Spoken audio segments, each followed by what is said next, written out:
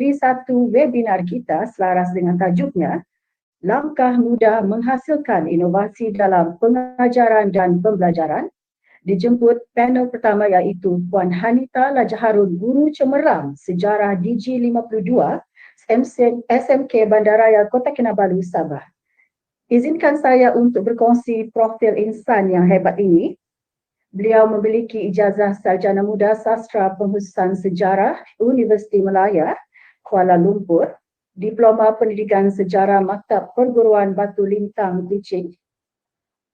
Beliau juga merupakan jurulatih utama kebangsaan KSM, Mata Pelajaran Sejarah, Ahli Jawatan Kuasa Penerbitan Buku Teks Sejarah, Ketua Pengubal Modul Mata Pelajaran Sejarah SPM, penulis buku PAK 21 Sejarah, penulis rangkaian buku kerja sejarah terbitan AIPO, terlibat aktif juga sebagai penceramah PAK 21 Sejarah, teknik menjawab, teknik belajar, penulisan kajian tindakan, penghasilan inovasi, dan juga turut menjadi juri atau penilai pertandingan inovasi murid, pelatih, guru dan pensyarah.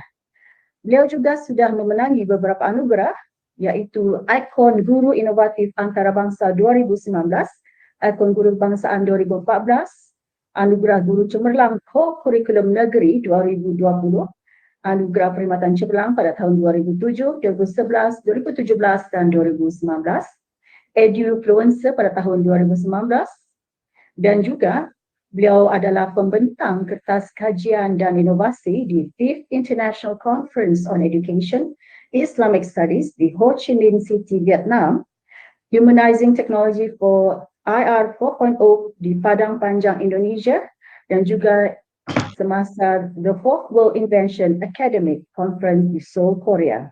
Tanpa membuang masa lagi, saya menjemput Puan Hanita Lajaharun, Guru Cemerlang Sejarah DG52 SMK Bandaraya Kota Kinabalu, Sabah. Dipersilakan, Puan.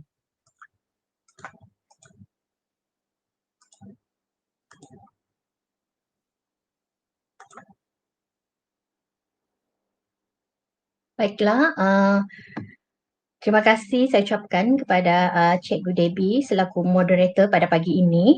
Bismillahirrahmanirrahim. Assalamualaikum warahmatullahi taala wabarakatuh.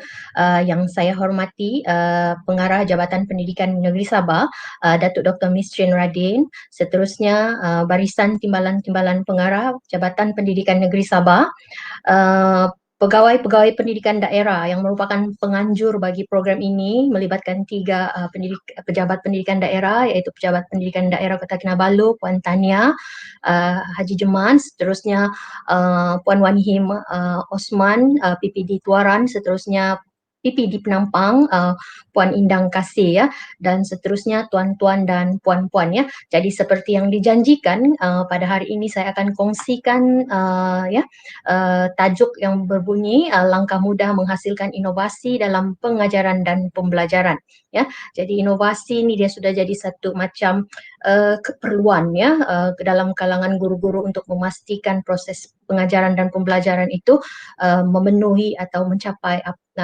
objektif ya. Baiklah, secara sepintas lalu ini merupakan perkara-perkara yang akan saya kongsikan kepada anda semua, iaitu kalau kita lihat di sini ialah konsep inovasi ya, prinsip inovasi, idea inovasi, seterusnya pelaksanaan dan pemantapan inovasi. Jadi di sini saya akan kongsikan kepada anda semua 2 contoh ya bagaimana mau melaksana dan memantapkan inovasi, iaitu produk dan juga yang kaedah sahaja ya. Sebab saya menghasilkan kedua-dua jenis ni, jadi saya harap cikgu-cikgu boleh fokus lah ya. Jadi satu yang jarang saya kongsi sebenarnya. Jadi terima kasih juga Encik Amli and team and penganjur bagi saya tugasan ini, peluang ini untuk saya kongsikan kepada anda semua ya. Okey, kemudian seterusnya persiapan ya, apa perlu dibuat ya. Ini juga merupakan satu proses kita menambah baik, memantapkan hasil inovasi kita itu sendiri. Kemudian saya kongsikan sedikit jika ada masa yang terluang, iaitu perkongsian pengalaman berinovasi ya. Jadi setakat ini saya sudah melibatkan diri dalam inovasi ini lebih kurang 10 tahun ya. Okey, satu perjalanan yang orang cakap kalau 10 tahun lama, tapi kita yang berada di dalam itu tidak merasa ya, tidak merasa. Tambah pula inovasi itu sangat dekat dengan profession kita sebagai guru. Jadi kita macam melalui dia sebagai satu keperluan ya setiap hari ya. Baiklah, saya teruskan kepada konsep inovasi ya. Menurut Roger E. Miller, inovasi merupakan idea, boleh jadi idea ya, okey, ataupun amalan ataupun objek, atau maksud objek ni benda maujud ya yang boleh dipegang, yang dianggap baru oleh seseorang kah, masyarakat kah ya. Spencer pula menjelaskan inovasi sebagai suatu yang dianggap baru dan lebih baik daripada yang lama. Ya, jadi saya biasa merujuk kepada pendapat Spencer ni ya, sebab kalau guru-guru berfikir inovasi itu menghasilkan suatu yang baru, itu reka cipta. Reka cipta ni lain sikit, dia daripada zero kepada benda yang maujud atau metod yang wujud. Okey, tetapi inovasi itu sendiri adalah suatu yang kita sedia ada, tetapi bagaimana kita mau membuat penambahbaikan berdasarkan apa yang sudah sedia ada. Jadi kalau dalam bidang pengajaran dan pembelajaran, dia bukan sesuatu yang sangat sukar sebenarnya, tetapi masih memerlukan fokus dan komitmen ya. Okey, kemudian kalau kita lihat di sinilah saya bagi contoh ya dari segi teknologi telefon bimbit, smartphone. Ini adalah zaman kita dulu. Saya ingat beberapa puluh tahun yang lepas, inilah smartphone yang mula-mula sekali keluar ya. Yang tiada touch screen ya, tiada WhatsApp, tiada Telegram, tiada nombor mau disimpan pun terhad ya. Jadi ini adalah yang terkini, antara yang terkini lah kalau kita tengok lagi macam-macam. Kenapa semua ini berlaku? Kenapa berlaku perubahan ini? Sebab keperluan manusia memerlukan, kehidupan manusia, kerjaya manusia pada masa kini memerlukan benda-benda ini semua. Jadi manusia atau orang yang fokus, dia teliti, dia nampak keperluan itu, maka dia hasilkan inovasi tersebut ya. Okey, yang macam telefon ni kan, bila saya cerita dengan anak saya, dia cakap, saya cakap dulu tiada Telegram, tiada WhatsApp, dia tanya, wah jadi macam mana lah tu kalau berlaku COVID macam ni, macam mana kamu dapat maklumat kalau tiada? Jadi itu dia berfikir lah ya, tapi jadi kita sebagai orang yang sudah melalui zaman itu bolehlah menjelaskan, sebab kita melalui, mereka tidak melalui ya. Okey, kemudian kalau kita tengok laptop juga ya, laptop ni ujung-ujung 90-an lah begitu popular di negara kita. Kalau kita tengok laptop yang mula-mula tu dia macam ni ya, tengok solitaire lagi ya, laptop ni pun berat 3 kg, 4 kg.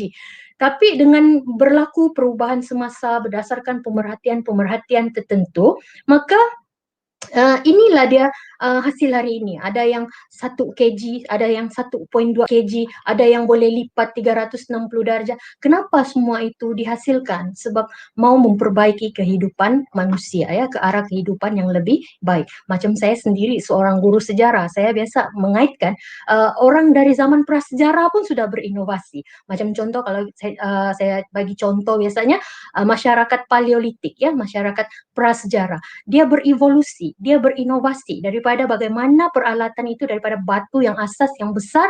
Okey, apabila mereka nampak batu itu pecah, mereka berfikir, oh boleh dikecilkan, boleh dihaluskan, boleh ditajamkan. Jadi mereka lakukan itu untuk memperbaiki kehidupan mereka ya.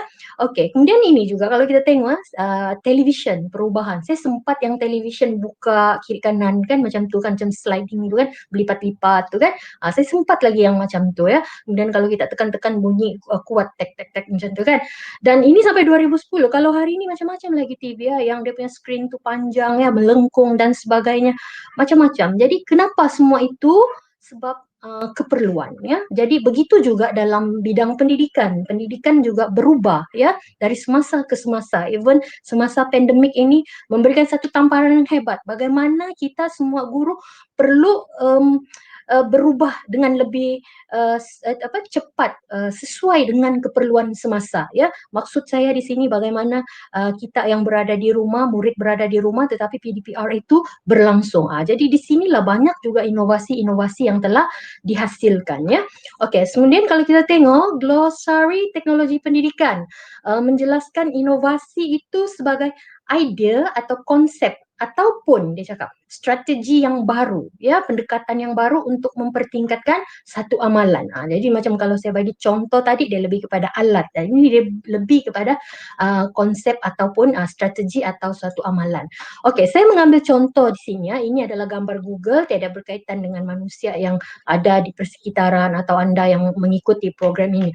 Kalau kita tengok di sini ya, ini gambar Google saya ambil, kita tengok guru ni dia mengajar, dia duduk di sini. Walaupun di sini chalk and talk, sebenarnya cikgu ni tidak chalk, dia hanya talk, dia hanya menerangkan.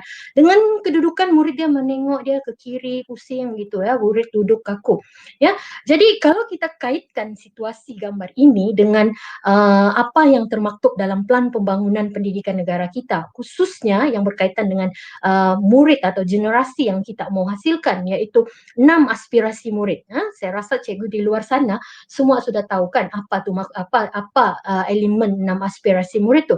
Jadi bagaimana kita mau, mungkin di sini pengetahuan murid boleh dapat, cikgu tu bagi tahu, murid tu dapat pengetahuan, tapi bagaimana dengan pengetahuan tu dia boleh apply, ya, sebab kalau kita tengok sekarang PBD mengaplikasi pengetahuan yang dipelajari. Macam mana cikgu mau menilai, macam mana cikgu mau melihat murid itu telah mengaplikasikan, ya.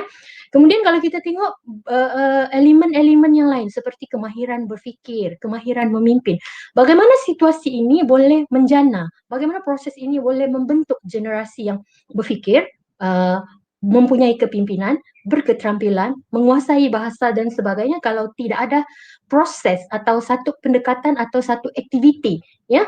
Jadi ini merupakan yang mana saya kongsikan gambar-gambar bagaimana saya mau melibatkan murid saya dalam proses pembelajaran itu, berpusatkan murid, berpusatkan bahan, sehingga mereka melalui satu sesi pembelajaran yang bermakna. Maksudnya dalam proses mereka menjayakan aktiviti itu, mereka boleh menguasai isi pelajaran, menguasai kemahiran dan sebagainya. Jadi di sinilah peranan cikgu untuk menghasilkan inovasi itu. Macam contoh, ini inovasi satu, ini nanti saya akan jelaskan ya. Inovasi berikutnya, inilah juga hanya sehelai kertas, tapi dia merupakan satu inovasi. Jadi inovasi ni sebenarnya kadang-kadang orang tengok kertas saja, kita jangan berpandangan rendah begitu ya. Kita kena meneliti apa sebenarnya itu, walaupun dia hanya sehelai kertas. Semakin murah inovasi cikgu, tapi semakin dia berkesan, semakin bagus. Tapi sebagai seorang innovator, bagaimana cikgu mau menunjukkan inovasi cikgu? Di mana keunikan itu? Di mana originality itu ya? Okey, seterusnya saya suka juga mengambil konsep yang dikemukakan oleh Sufyan Hussein yang berkaitan dengan inovasi ini, yang mana menurut Sufyan, inovasi itu merupakan satu pembaharuan, sesuatu yang baru, modifikasi. Modifikasi maksudnya ubah suai atau memperbaiki sama ada benda, ilmu, ya, ataupun ciptaan seni budaya. Tengok ciptaan seni budaya, macam kalau kita tengok kan, pakaian seni, pakaian tradisi orang Sabah ni, yang disulam, ya, dia berat, dan material dia tu kalau dijumlahkan ada yang sampai beribu. Tetapi pada masa ni sudah ada ciptaan-ciptaan t-shirt tapi menggunakan corak tradisi. So itu juga merupakan satu inovasi. Bagaimana mereka mau melihat ciptaan seni kita tu, seni budaya tu tersebar. Orang nampak, corak tu orang faham. Oh ini tradisi apa, kaum apa dan sebagainya. Tapi semua itu memerlukan pengamatan, ya. Bagaimana dia mengamati, bagaimana dia menghasilkan, bagaimana dia memikirkan tentang permintaan dan sebagainya, ya. Yang mana inovasi ini memenuhi fungsi-fungsi tertentu, antaranya ataupun memenuhi cita rasa ataupun memenuhi pasaran, ya. Contoh kan macam ni, saya suka bagi contoh donat ni, ataupun kalau zaman dulu dinamakan sebagai kuih gelang. Banyak evolusi yang berlaku. Banyak inovasi yang berlaku. Kalau kita tengok yang ini, bagaimana donat tu dia salutkan dengan krim, letak macam-macam hiasan yang boleh menarik perhatian. Ya, kalau dulu murid, kalau kanak-kanak dia tengok ni dia tidak tertarik pun, tapi bagaimana dengan penambahbaikan, pengubahsuaian, ya, maka terhasilnya rupa donat yang seperti ini yang mampu menarik bukan saja kanak-kanak, malah orang dewasa. Kemudian ada juga donat yang dijadikan seperti ini, dibelah lagi, diletakkan lagi dengan bermacam-macam topap, ya. Contohnya gula-gula, coklat dan sebagainya. Wujud lagi jejari donat juga tapi jejari. Ada orang yang mau menikmati dengan cara jejari, tidak mau dia dengan cara yang bulat, ya. Wujud lagi mie goreng donat. Jadi kenapa semua ini wujud? Sebab keperluan, ada keinginan. Jadi orang-orang yang menghasilkan ni dia sudah melihat ataupun mungkin dia mencuba dulu dan perkara ini mendapat sambutan ya. Jadi ini merupakan secara umum lah ya konsep inovasi. Kemudian kalau kita tengok konsep inovasi yang berfokus kepada topik perkongsian saya pada pagi ini ialah inovasi dalam pengajaran dan pembelajaran ataupun pembelajaran dan pembelajaran merupakan satu pembaharuan yang kreatif yang dikaitkan dengan proses di dalam bilik darjah, iaitu apa yang kita lakukan itu untuk membolehkan objektif yang kita ingin capai itu, objektif yang kita sasarkan itu tercapai ya. Maksudnya apa yang kita ajar tu apa yang kita mau murid kita capai. Itu spesifik dalam satu set PDPC. Tetapi mungkin juga inovasi cikgu tu cikgu mau hasilkan untuk membolehkan kurikulum KSSM sejarah itu tercapai atau membolehkan kurikulum KSSM itu tercapai ataupun falsafah kita kaitkan dengan falsafah pendidikan kita. Jadi terpulang jadi dia daripada yang spesifik kepada yang lebih umum terpulang kepada cikgu. Yang penting dia mampu menangani masalah.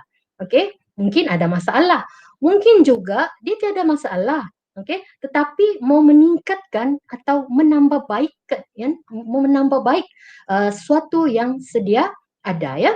So di sini saya suka juga memetik ya kata-kata mantan Menteri Pendidikan yang merupakan Perdana Menteri kita sekarang, iaitu Tan Sri Muhyiddin Haji Muhammad Yassin ya, yang mana beliau dalam sambutan Hari Guru ya pada 3 November 2010, sudah lama 2010. Sudah 11 tahun ya.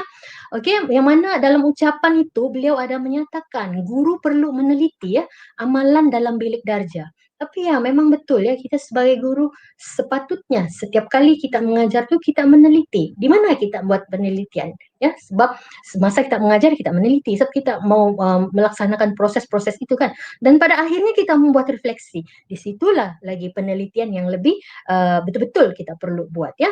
Jadi kita perlu meneliti agar apa yang kita laksanakan itu sesuai dengan ciri atau situasi murid sekarang. Kita kena jelas ya murid sekarang ni yang kita ajar, okey, kita perlu mempersiapkan mereka dengan kemahiran-kemahiran, dengan cabaran-cabaran yang mungkin 5 tahun, 10 tahun akan datang. Jadi di sini pendekatan kreativiti dan inovasi itu amat dituntut. Maksudnya bagaimana cikgu melaksanakan proses pengajaran di dalam bilik darjah itu mampu menyediakan murid itu sesuai dengan 6 aspirasi murid itu, sesuai dengan yang ini ya. Profil murid abad ke-21. Ini ada dalam DSKP ni ya, profil murid abad ke-21 yang kita menghasilkan. Jadi sebagai guru kita kena hadam DSKP itu, kita kena jelas. So, kalau kita tidak jelas, ada mungkin elemen-elemen tertentu yang kita terlepas. Bila kita terlepas, di situ juga boleh menjadi kekangan untuk kita menghasilkan satu inovasi yang baik. Sebab inovasi yang baik ni dia perlu mengambil kira elemen-elemen yang terkandung dalam kurikulum mata pelajaran itu sendiri ya. Maksudnya elemen-elemen yang ada dalam DSKP itulah ya. Okey, macam contoh bagaimana kita melaksanakan satu proses pengajaran itu yang membolehkan kita melahirkan murid yang berdaya tahan. Yang berdaya tahan ni maksudnya kalau dia ada idea dia boleh mempertahankan. Kalau orang mempertikaikan dia boleh dengan tenang mempertahankan idea dia. Ataupun mahir berkomunikasi. Kalau cikgu buat chalk and talk atau talk, bagaimana cikgu mau membiasakan murid itu dengan kemahiran komunikasi? Kena jelas juga, mungkin murid itu boleh bercakap, boleh mendengar, boleh bertindak balas. Tapi setakat mana pendekatan di bilik darjah tu kita bagi ikut tahap, semakin mencabar supaya dia mempunyai kemahiran komunikasi yang hebat. Begitu juga pemikir, bagaimana dia melihat satu perkara tu, dia boleh berfikir secara kritis. Apa tu berfikir secara kritis? Melihat sesuatu dari berbagai perspektif. Mungkin dia melihat satu perkara tu secara kreatif. Apa itu berfikir secara kreatif? Jadi semua elemen-elemen ni cikgu dulu yang kena tahu. Baru cikgu boleh ke arah melahirkan generasi seperti ini, ya. Macam contoh berprinsip. Bagaimana kalau dia pegang satu prinsip itu, tetapi orang di sekitar dia tidak bersetuju dengan prinsip itu. So macam mana dia ingin mempertahankan? Jadi semua ini sebenarnya kalau kita faham, kita akan fikirkan apakah inovasi kita atau apakah intervensi atau apakah aktiviti yang kita sediakan kepada murid supaya mereka semua akan jadi begini. Ya, bukan semualah, tapi kita berusaha secara terbaik lah bagaimana setiap pendekatan kita atau inovasi itu memenuhi, ya, keperluan-keperluan ini, menyediakan murid dengan keperluan-keperluan ini, ya. Oke, satu lagi kata-kata beliau yang saya petik dari ucapan itu, yaitu pengajaran itu perlulah diteliti semula supaya tidak lesu, ya. Maksudnya kaku, budak duduk, berpusatkan guru banyak bercakap, menyalin nota, lepas tu menyalin nota murid pun tak tahu apa-apa, ya. Bila mendengar kita terlampau bercakap, masuk telinga kiri, keluar telinga kanan, tidak tahu apa-apa, ya. Tidak stereotype. Macam contoh kalau saya sendiri guru sejarah, mungkin kalau guru sejarah ni orang selalu cakap, oh salin nota lagi, lepas penuh whiteboard padam lagi salin lagi. Jadi kita tidak mau murid ada satu pandangan yang begitulah, tapi sebaliknya kita mau guru yang menggembirakan dan berkesan dan dinanti-nantikan. Memanglah cikgu, bukan senang ya mau menjadi guru yang seperti ini, tetapi itulah maksudnya sepanjang tempo kita berkhidmat tuh bagaimana kita sentiasa mau berusaha, menyediakan satu intervensi, inovasi yang membolehkan kita menghasilkan satu sesi pengajaran yang berkesan dan menggembirakan murid, ya.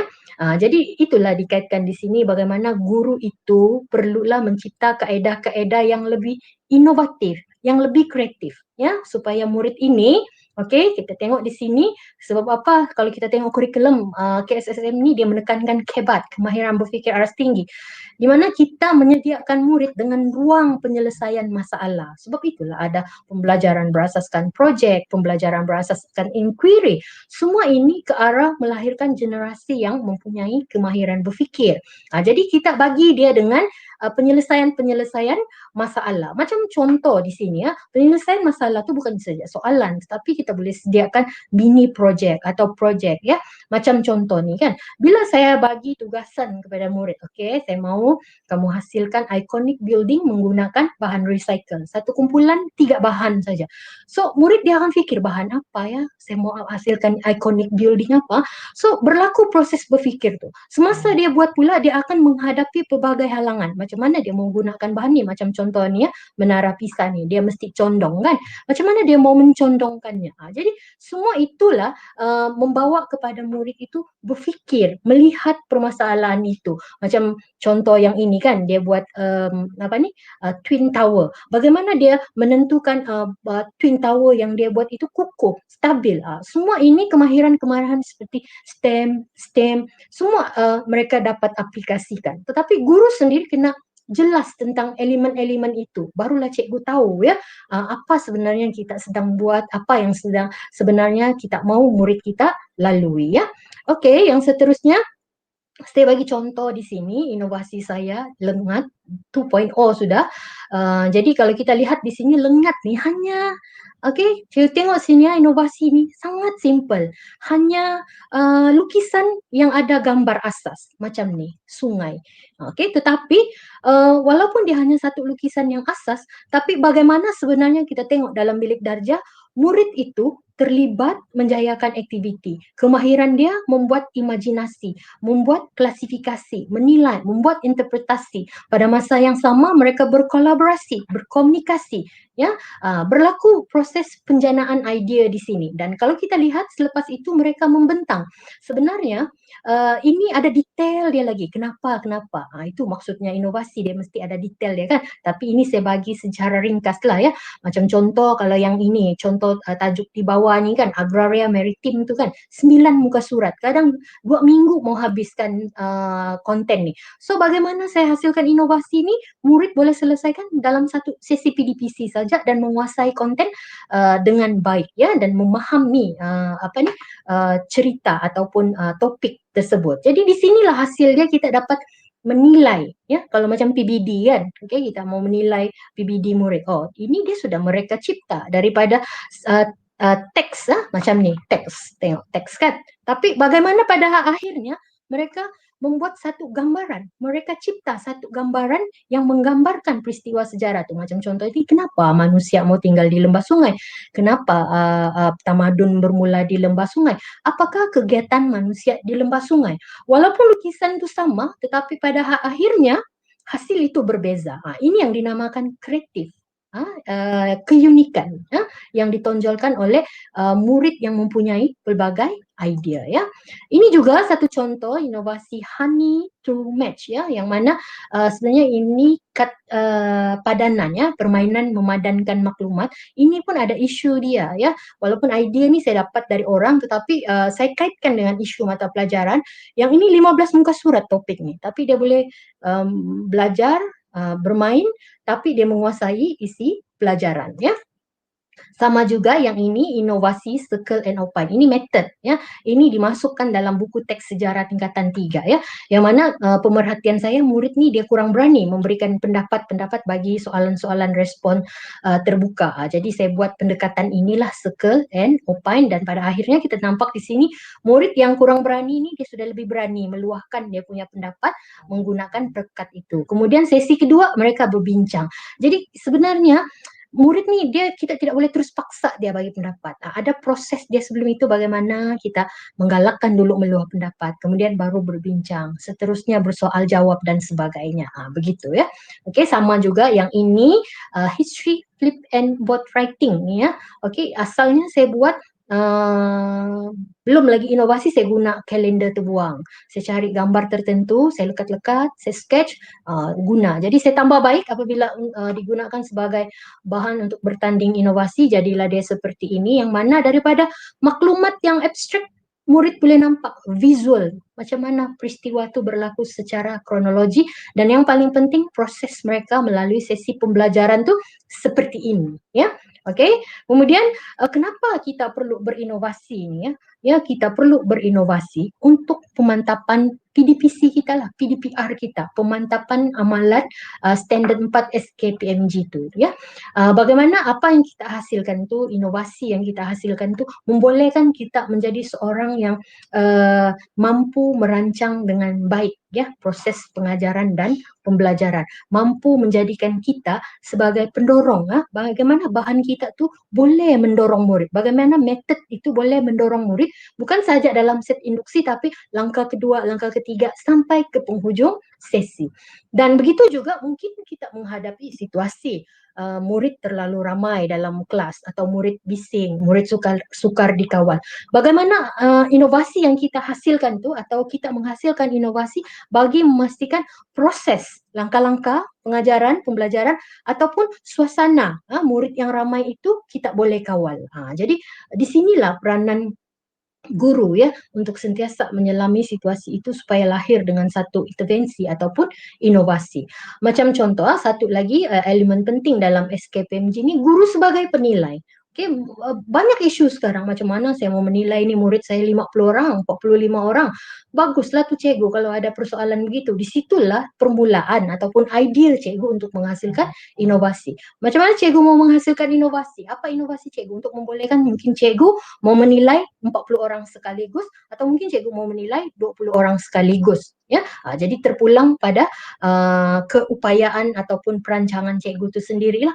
Guru sebagai pembimbing, macam mana saya mau membimbing murid yang begitu ramai, ya? Adakah cikgu mau membimbing secara personal, secara berkumpulan kecil, atau secara umum, atau bagaimana mungkin cikgu menghasilkan satu intervensi atau satu inovasi atau satu metode lah, kan, untuk membolehkan murid-murid mungkin yang berkebolehan membimbing rakan-rakan mereka di dalam bilik darjah. Jadi semua ini, bagaimana saya mau menunjukkan inovasi itu sangat dekat, ya, bukan sangat dekat, selari setiap hari perlu berlaku dalam proses kita mengajar murid kita, yang mana pada akhirnya kita mau murid itu sebagai pembelajar aktif, ya, terlibat, berfokuskan bahan, berfokuskan murid, berfokuskan aktiviti, ya. Dengan Inilah elemen-elemen yang terdapat dalam SKPMG itu sendiri ya, memberi respon, berkomunikasi, melaksanakan aktiviti, ya, kemudian mengemukakan soalan, dia boleh mengaitkan isi pelajaran dengan kehidupan. Contoh kan, contohlah kalau dia belajar tentang khalifah, okey, mungkin ada guru diajar, okey, apa konsep khalifah? Khalifah ialah, apakah ciri khalifah? Apakah tugas khalifah? Dia tidak sepatutnya berakhir begitu, okey. Untuk PBD TP paling rendah mengaplikasi, mungkin kita tanya, kalau kamu dilantik sebagai pemimpin, apa akan kamu buat? Okey, sekarang kita ada isu nih, kalau kamu jadi pemimpin, apa kamu akan buat? Di situlah bagaimana kita menyediakan aktiviti dan persoalan-persoalan yang membawa kepada proses murid ini berfikir, berkomunikasi, berkolaborasi untuk menjayakan pembelajaran tersebut ya. Dan sebagai guru perkara-perkara ini ya, 4 ni ya, kalau guru sejarah dia ada elemen KPS lagi ya. Ini yang umum lah, bagaimana perkara-perkara ini dia perlu ambil kira dalam menghasilkan inovasi. Di mana elemen-elemen ini dalam inovasi cikgu, yang mana kesemua elemen itu nanti akan menyokong, akan membawa kepada lahirnya generasi yang diharapkan dalam plan pembangunan pendidikan negara kita, iaitu 6 aspirasi murid ya. Okey, seteruskan lagi dengan prinsip inovasi ya. Jadi inovasi ni mesti ada dia punya prinsip-prinsip dia, yang bila kita nampak satu method itu, satu produk itu, oh dia adalah inovasi. Jadi di sini saya kongsikan kepada cikgu ada 5 prinsip ya. Ada 5 prinsip ya. Cikgu, kalau cikgu sudah ada satu, mungkin sekarang kan cikgu di rumah, mungkin cikgu ada bahan sudah, ada intervensi sudah, ada method sudah yang cikgu biasa guna. Cuba cikgu tengok adakah prinsip-prinsip itu, atau mungkin saja sudah ada, atau mungkin saja ada, mungkin 4, satu belum ada. Jadi di sinilah peluang cikgu menambah baik dia untuk memantapkan dia akhirnya menjadi produk inovasi ya. Okey, yang pertama untuk perlu ada peluang ya. Maksudnya inovasi yang cikgu buat tu mesti diguna pakai. Siapa yang cikgu mau sasarkan? Bukan benda ni, oh saya mau buat inovasi ni, lepas tu nanti kepada siapa dia mau cuba. Jadi di sini dalam konteks ini peluang kita ialah murid kita sendiri ataupun guru itu sendiri yang akan menggunakan inovasi yang kita hasilkan. Kemudian kalau kita lihat di sini peluang, dan saya cakap sini sumber, saya tunjukkan di sini sumber. Sumber itu maksudnya bagaimana inovasi yang cikgu mau hasilkan itu ada sumber dia. Bukan macam cikgu bilang, oh saya mau hasilkan inovasi ni, tetapi bagaimana bahan tu? Oh bahan ni hanya boleh dapat dari Jepun contohnya. Itu jadi sukar, kos dia makin besar, jadi dia tidak sesuai dijadikan sebagai satu inovasi. Kecuali kalau benda tu sudah mantap gitu, baru memerlukan sumber yang lebih jauh, lebih besar, mungkin sesuai lah. Tetapi kalau untuk permulaan, sumber tu ada. Contohnya macam tadi saya tunjuk. Saya mau menghasilkan inovasi supaya murid membuat imajinasi, membuat interpretasi semasa belajar sejarah, maka saya hasilkan lukisan tu saja. So lukisan tu senang. Lukisan tu pun mula-mula saya buat A4. Bila saya buat A4, murid masa lukis berbincang, tanya, kau lukis apa? Cikgu, kalau ini mau lukis apa? Bila saya nampak mereka berbincang, saya lihat ada bertanya, saya tengok ada keperluan berbincang, ada keperluan melaksanakan aktiviti berkumpulan, maka saya hasilkan dia lebih besar, saiz poster, saiz kertas mahjong atau kertas sebab. Jadi disitulah mereka dapat menjana idea. Daripada yang sukar tu mereka berbincang sesama mereka. Kemudian pada masa yang sama kelas pun saya senang kontrol, sebab mereka berbincang, tidak ramai yang angkat tangan bertanya dengan cikgu ya. Kemudian yang seterusnya mudah. Janganlah kita hasilkan inovasi itu complicated sangat. Bila cikgu mau cuba sukar, susahnya inovasi ni. Macam mana inovasi ni? Saya tidak faham. Okey, saya bagi satu contoh lah pengalaman. Ini bukan berkaitan dengan inovasi PDP lah, tapi masih inovasi peringkat sekolah. Contohnya kami ikut bertanding. Saya ikut juga pertandingan inovasi bagi produk-produk keperluan harian awam. Jadi ada satu tu dia menghasilkan mesin pencuci beras. Mesin pencuci beras tu dipersoalkan, kenapa kamu mau menghasilkan mesin pencuci beras sedangkan cuci beras tu bukan susah? Kan senang siram, cuci, senang. Kenapa mau hasilkan mesin yang perlukan penelitian, teknologi, lagi sukar. Jadi inovasi tu biarlah mudah. Seperti yang saya bagi contoh tadi, lengat tu ya, yang lukisan asas. Mungkin orang selalu tanya, kenapa Hanita lukisan dia tu, lengat tu banyak betul anugerah dia. Sebab itulah cikgu, dia memenuhi prinsip-prinsip itu. Jadi itulah bila kita hasilkan inovasi ini, pengetahuan mesti ada, ya. Jangan kita asal buat saja begitu. Pengetahuan tentang inovasi, yang paling penting lagi pengetahuan tentang mata pelajaran kita, pengetahuan tentang kurikulum kita. Macam saya, kurikulum saya mata pelajaran sejarah lah. Jadi kita mesti jelas semua tuh, ya. Oke, berkesan, berkesan. Maksudnya kita sudah uji. Macam mana kita mau uji? Ini ada kaitan dengan kajian. Nanti cikgu ada slot petang nih berkaitan dengan kajian, 12 langkah kajian. Jangan cikgu lupa ikut ya petang nih. Jadi di sini berkait nih cikgu, inovasi dengan kajian. Jadi saya haraplah petang nih cikgu-cikgu yang ada pagi nih akan ikut juga untuk sesi petang. Oke, berkesan. Jadi macam mana kita mau uji dia, mau tahu dia berkesan, kita buatlah paling simple ujian pre and post contohnya. Mungkin kita rekam video, kita tengok, kita perhati, kita membuat penjelasan secara deskriptif tentang apa yang berlaku, apa perubahan sikap, perubahan tingkah laku dan sebagainya.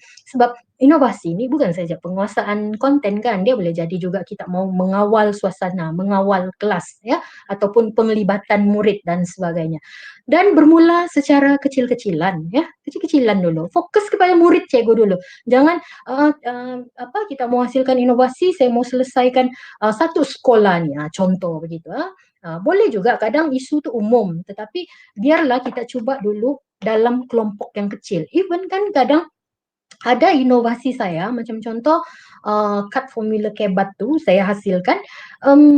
Satu kelas biasanya di sekolah kami itu 40 lebih. Tetapi saya mau memberi fokus kepada 25 orang murid. Maksudnya walaupun satu kelas tu 40 lebih tapi masih boleh lebih fokus lagi. Ataupun mungkin cikgu mau fokus 5 orang. Tetapi cikgu mesti ada justifikasi lah. Kenapa 5 orang? Kenapa 15 orang tu saja, tidak satu kelas? Begitu ya. Okey, yang seterusnya, prinsip yang seterusnya memerlukan pengetahuan. Ya, macam saya cakap tadi, cikgu mesti ada pengetahuan. Pengetahuan apa? Semakin banyak pengetahuan cikgu ya. Okey, contohlah pengetahuan tentang inovasi, pengetahuan tentang kajian tindakan, pengetahuan tentang kurikulum KSSM, pengetahuan cikgu tentang mata pelajaran cikgu. Maka semua pengetahuan-pengetahuan itu akan dapat membantu cikgu memahami dengan lebih baik proses yang dilalui oleh murid dan bagaimana akan membantu cikgu untuk menghasilkan produk atau metod yang berkesan, untuk menjayakan proses pengajaran yang lebih baik ya. Okey, bakat ni tidak semestinya dalam inovasi. Tapi kalau cikgu ada bakat yang tertentu, macam contoh saya, kalau saya rasa lah bakat saya ni melukis. Saya suka melukis, suka sketch. Walaupun saya ni mula rasa saya pandai boleh melukis ni tingkatan 4 ya.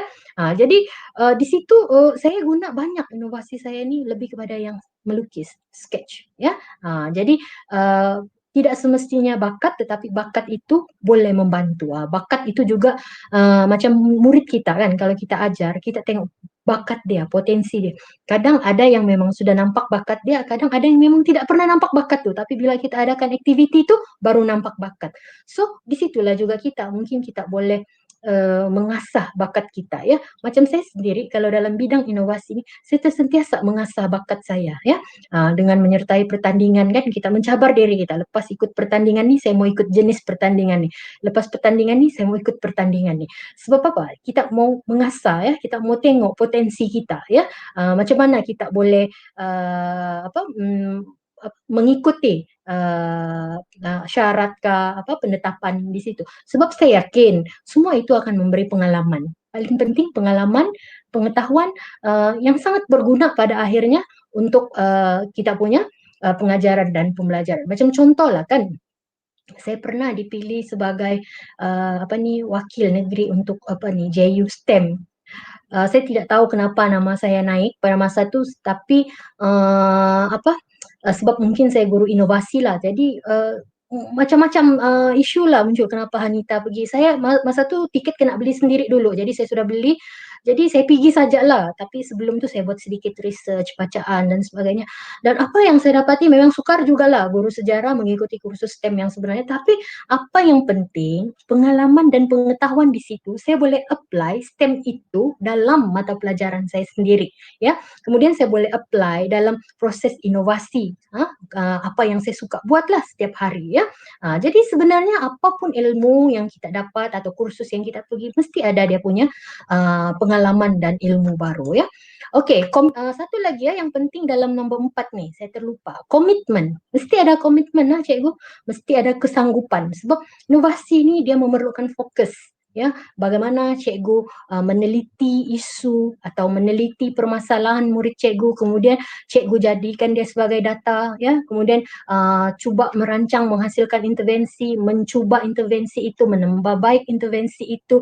Dalam proses itu mungkin cikgu melakukan teacher sharing, mungkin cikgu mengadakan lesson study. Semua itu ada proses kerja dia dan memerlukan komitmen. Tapi iyalah, ya, kalau cikgu ikut cara begitu, banyak ilmu cikgu, banyak pengalaman yang cikgu akan dapat, ya. Dan satu lagi, memerlukan nilai keusahawanan. Maksudnya bagaimana inovasi cikgu itu boleh dipasarkan, ya, mempunyai hak cipta, boleh dibawa pergi lebih jauh, ya. Kadang-kadang bila kita ikut pertandingan inovasi, di sini dia nilai komersial lah, dia nyatakan nilai komersial tu kadang-kadang markah dia tinggi. Jadi cikgu tengoklah, cikgu tunjuklah di mana nilai komersial. Itu maksudnya kita study jugalah syarat suatu pertandingan, ya. Okey, yang seterusnya idea. Ini yang penting. Kadang ramai orang PM saya, "Cikgu Anita macam mana ni? Saya ni mau berinovasi tapi saya tiada idea." Saya cakap saya ada bagilah beberapa nasihat, ya, ataupun bagi tunjuk ajar sikit, ya. Kadang ringkas je jawapan saya, kadang tak sempat balas, macam itulah sebab banyak kadang-kadang yang PM, ya. Kadang, "Cikgu Anita cuba tengok ni, cuba cikgu nilai dulu macam mana ni, bolehkah sebagai inovasi?" Kadang-kadang ialah saya sempat baca, kadang tidak sempat baca. Jadi inilah webinar-webinar seperti inilah yang sepatutnya tuan-tuan semua yang atau cikgu-cikgu perlu ikut supaya benda ni jelas di sini. Kalau cikgu tak jelas lagi, cikgu boleh tanya. Ada sesi soal jawab nanti pada penghujungnya, ya. Okey, jangan PM begitu sebab masa kita pun terhad, dan satu lagi benda yang kita perlu terangkan tu kita tidak dapat terangkan melalui message begitu sahaja, ya. Jadi program-program seperti ini saya harap kita terbuka, sentiasa spend masa kita, ya. Macam kalau ada PDPR hari ini kan, macam mana kita awal-awal lagi sudah rancang, oh saya mau ikut slot ni, saya sediakan aktiviti ni untuk murid saya supaya saya boleh dengar dengan jelas, saya boleh berbincang dan sebagainya, ya. Okey, idea yang boleh digolongkan sebagai inovasi, ya. Okey, kita lihat di sini antaranya ada 4, ya, 4 kalau saya tidak silap. Mempunyai tujuan. Maksudnya apa yang cikgu mau selesaikan? Apa yang cikgu mau perbaiki? Atau cikgu mau memudahkan? Mungkin murid dia lakukan aktiviti ni susahlah, saya mau cara yang lebih mudah. Atau mungkin cikgu fikir susahlah cikgu mau menilai segak ni begini, contoh PJ kan, susahlah cikgu-cikgu ni mau buat menilai budak ni macam ni. So saya buat beginilah, ya. Okey, jadi mesti mempunyai tujuan yang jelas, okey. Ataupun kalau kita ikut pertandingan dia mau objektif. Apa objektif cikgu? Atau kalau cikgu buat kajian kan, apa objektif cikgu? Itu mempunyai tujuan yang jelas, ya. Idea baru. Jangan kita ambil-ambil saja idea orang, okey, ataupun idea yang belum diterbitkan. Elakkanlah, mungkin kalau kita tengok idea orang tu, tetapi bagaimana kita ubah suai dia.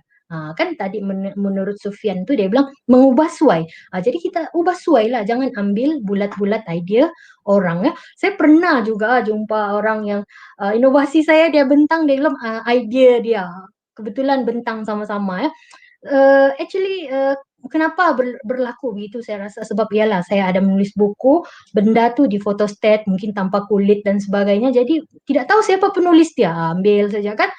Jadi bila dia bentang depan saya, sudah tentulah saya bertanya, ya. Tapi saya masih bertanya dengan cara yang ni lah yang sepatutnya, ya. Okey, jadi kena berhati-hati, kalau tidak ada yang boleh saman ni, ya. Okey, proses yang dilakukan secara terancang. Macam saya cakap tadi, bagaimana dari idea, bagaimana cikgu mau memulakan dia, macam mana cikgu mau menghasilkan dia. Okey, semua tu ada proses dia, ya. Okey, mempunyai ciri khas. Okey, kalau cikgu cakap, okey ini inovasi saya. Di mana ciri inovasi itu cikgu? Mesti cikgu tahu di mana keunikan atau benda yang sudah ada tapi cikgu mau hasilkan lagi sesuatu daripada benda sedia ada tu. Jadi cikgu kena jelas yang mana tu keunikan dia, yang mana originality di situ. Okey, macam contoh ni ya, True Match ni, produk saya. Orang akan tanya di mana originality ni? Sebab padanan kad ni biasa. Padanan, sesuai padan ni biasa. Tetapi Hanita, di mana originality? Originality dia ialah lukisan ini. Dulu mula-mula saya Google gambar, saya guna. Tapi bila saya bertanding, semua wajah pemimpin tu dilukis. Original ya. Dalam buku teks pun tidak ada semua gambar pemimpin ni kan. Okey, ada beberapa orang saja. Ya. Kemudian originality dia lagi dari segi warna ni berbeza. Kalau murid main dia tercampur dengan cepat kita boleh asingkan. Jadi tiada masalah. Kenapa saya boleh terfikir begitu? Sebab bila saya hasilkan semua putih, bila satu tercampur rosak seluruhnya. Jadi itulah maksudnya kan cikgu yang proses tu. Mana tadi proses? Ni. Proses yang dilakukan secara terancang. Maksudnya mungkin cikgu sudah lakukan first round. Tapi bila try ada masalah. Second round. Itu semua proses lah. Ya. Okey. Kemudian yang seterusnya bagaimana mendapat idea. Okey, saya kongsilah lain orang lain cara dia dapat idea ya. Tapi ada beberapa cara bagaimana saya dapat idea. Yang pertama sebenarnya idea saya, kebanyakan inovasi saya ialah daripada refleksi. Penulisan refleksi saya iaitu penulisan refleksi dalam RPH atau ERPH. Sebab dalam refleksi biasanya 4 perkara ni mesti ada kan, iaitu berapa peratus objektif tercapai atau kita nyatakan 20 orang murid mencapai TP 4 tapi masih ada 20 orang murid yang tidak mencapai TP minimum. Kenapa dia tidak capai? Kenapa yang 20 orang tu capai TP 4? Sebab kekuatannya ialah produk tu atau pendekatan saya. Kenapa yang 20 orang tu tidak tercapai? Sebab apa? Jadi cikgu jelaskan di situ kelemahan-kelemahan itu, masalah itu. Mungkin cikgu boleh bagi cadangan awal di situ. Tetapi bagaimana pada hari-hari yang berikutnya cikgu cuba belek-balik. Tengok balik cikgu punya penulisan refleksi. So saya sebenarnya masa tu saya tengok ya RPH tu, saya tengok wah ini isu dia ini saya bulatkan lah, sama lah isu dia ni. So saya buat pembacaan dan akhirnya menghasilkan inovasi-inovasi seperti inilah ya. Okey, antaranya aplikasi eBest ya, nota berpandu ya, tapi ada ciri-ciri yang tertentu lah. Macam contoh yang tadi tu Circle and Opine yang masuk dalam buku teks. Aplikasi SIFO. Okey, murid saya sukar mengawal murid. Murid terlalu aktif. So saya hasilkan aktiviti SIFO. Murid tidak menguasai kandungan. Ya, sukar mau mengaplikasikan KPS atau kemahiran pemikiran sejarah, iaitu membuat imajinasi. Itu salah satu disiplin mata pelajaran sejarah lah. Jadi apa yang saya buat lengat tu. Ya, kemudian saya mendapati, okey, macam di sekolah saya sendiri, kami ni sekolah yang besar, murid tingkatan 5 contohnya 400 lebih ya. 400 lebih. Jadi dalam jumlah yang begitu ramai sudah tentu kemahiran murid itu, kebolehan prestasi murid itu juga berbeza-beza. Jadi kita ada jumpa kelompok murid yang rajin datang tetapi sangat lemah. Jadi bagaimana saya akhirnya dengan kerjasama murid dan rakan-rakan panitia sejarah saya, kami hasilkan satu formula. Kami kaji soalan-soalan pasir, kami kaji contoh-contoh jawapan tu yang mana paling kerap diterima, maka kita hasilkan formula. Sebab saya ada baca juga ya pendapat seorang guru yang sudah besar dalam kajian dia cakap bagaimana guru ni, dia cakap berdepan dengan murid yang sangat lemah itu juga satu cabaran, tapi guru ni boleh menggunakan satu pendekatan iaitu menghasilkan formula. Jadi di situ saya dapat idea. Jadi macam mana mau hasilkan formula tu, fikir lagi, okey kita gunakan jawapan peraturan pemarkahan SPM. Jadi kita tengok lagi peraturan tu, so kita klasifikasikan lagi. Jadi itu yang saya namakan tadi yang proses tu. Itulah proses dia ya. Okey. Jadi ini salah satu idea tu bermula tengok balik refleksi cikgu ya. Cikgu buka lah balik ERPH ke atau RPH yang lama-lama tu, tengok apa refleksi cikgu. Itulah perlu penting bagi seorang guru tu menulis refleksi dengan betul. Bukan menulis objektif tercapai. Objektif tercapai. Pembelajaran murid tadi berjalan lancar. Okey. Kalau begitu kita tidak nampak apakah isu ataupun apa perkara yang perlu kita tambah baik. Jadi kalau kita ada cadangan-cadangan awal tu mungkin cikgu boleh meneliti secara spesifik cadangan itu. Mungkin cikgu boleh lakukan sendiri, cikgu boleh membawa ahli panitia cikgu buat teacher sharing dan sebagainya ya. Okay. Bagaimana mendapat idea pembacaan? Macam saya cakap tadi, bila saya dapati isu tu saya buat pembacaan. Ya, saya buat pembacaan. Jadi dari pembacaan tu kita sebenarnya mendalami isu tu, ya, dan kita melihat penyelesaian-penyelesaian sebelum ni. Jadi mungkin sahaja kita boleh menggunakan pendekatan penyelesaian sebelum ini ataupun kita boleh mengubah suai. Ya, so kadang-kadang ada orang yang contohlah kita ada satu inovasi, bila dia pakai, dia guna inovasi itu, Cikgu Anita dia cakap inovasi cikgu ni tak boleh pakai. Oh, tak apa cikgu. Jadi sebenarnya apa yang saya boleh ulas di sini, kadang-kadang inovasi tu inovasi seorang guru tu kita tidak boleh ambil dia bulat-bulat begitu saja. Ya, kita perlu mungkin ubah suai. Even macam saya, kalau saya hasilkan inovasi, saya guna di kelas A, saya guna cara begini. Tapi mungkin kelas lain saya modify lagi dia. Supaya sesuai dengan keperluan murid. Sebab itulah sekarang ni kalau kita tengok ada istilah-istilah seperti pembelajaran terbeza. Bagaimana maksudnya guru ini mengajar dengan mengambil kira beberapa lagi elemen seperti kandungan, proses, hasil.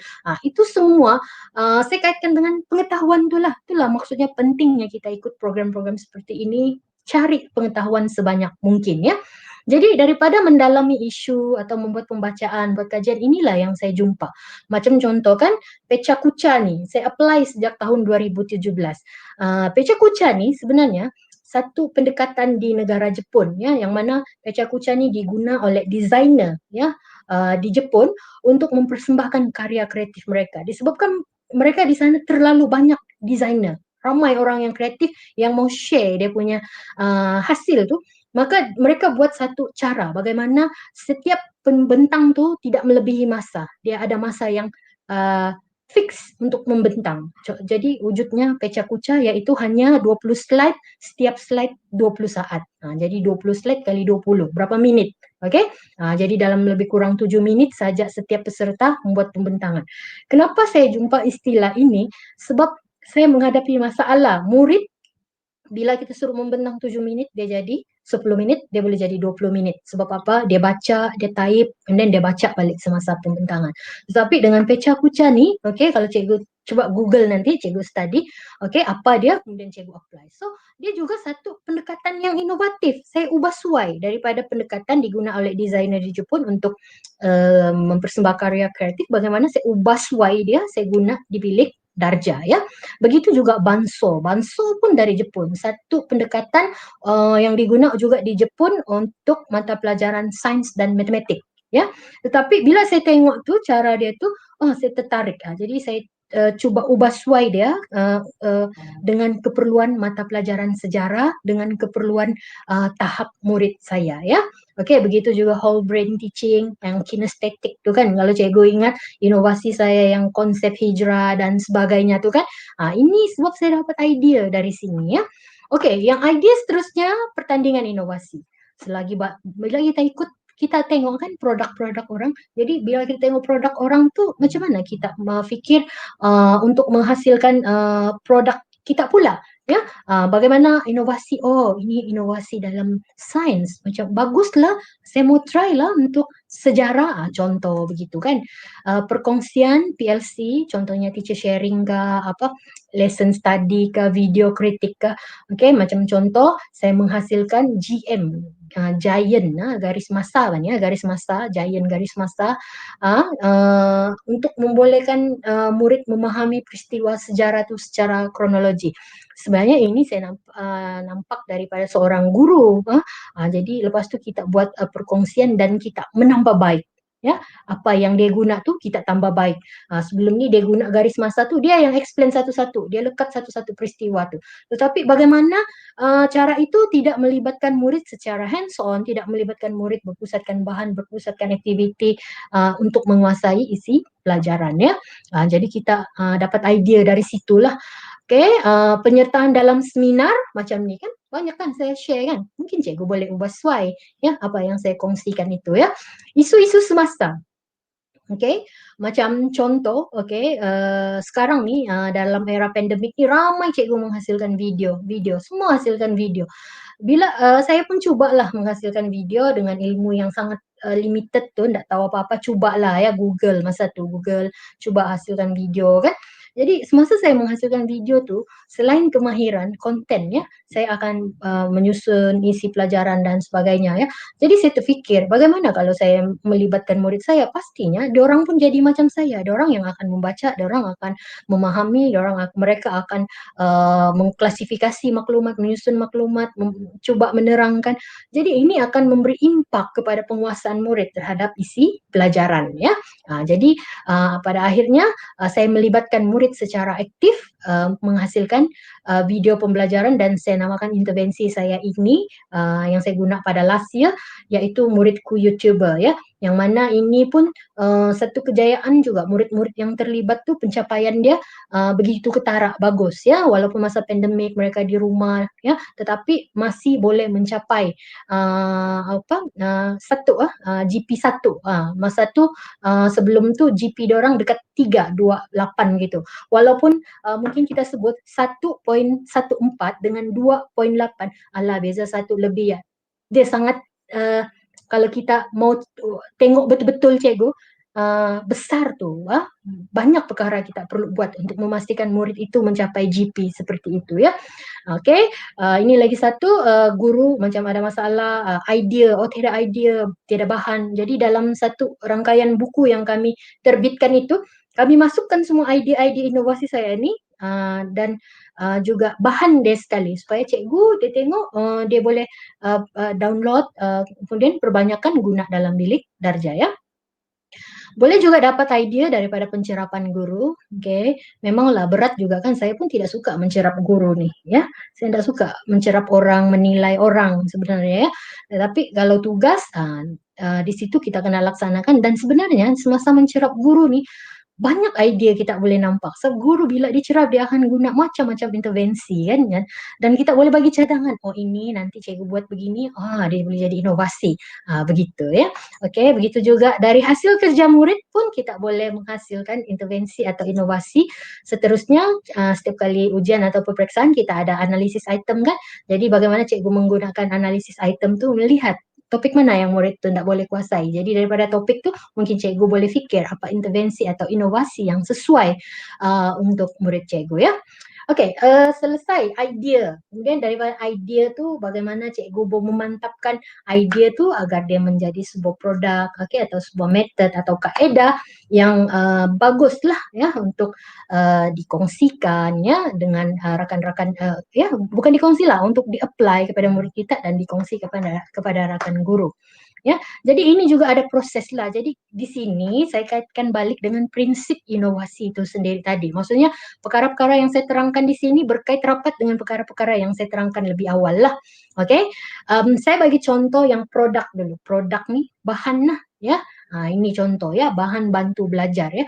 Kadang ada juga cikgu tanya, cikgu apa tu ABM atau apa tu BBM. Itulah cikgu. Kita sebagai guru kena tahu lah tu ya. Kalau kita jelas benda tu, kita boleh baguslah, kita boleh sebenarnya ilmu tu penting lah untuk membolehkan menyokong usaha kita menghasilkan inovasi. Contohnya ini produk TrueMatch ni saya dapat idea dalam penyertaan dalam seminar.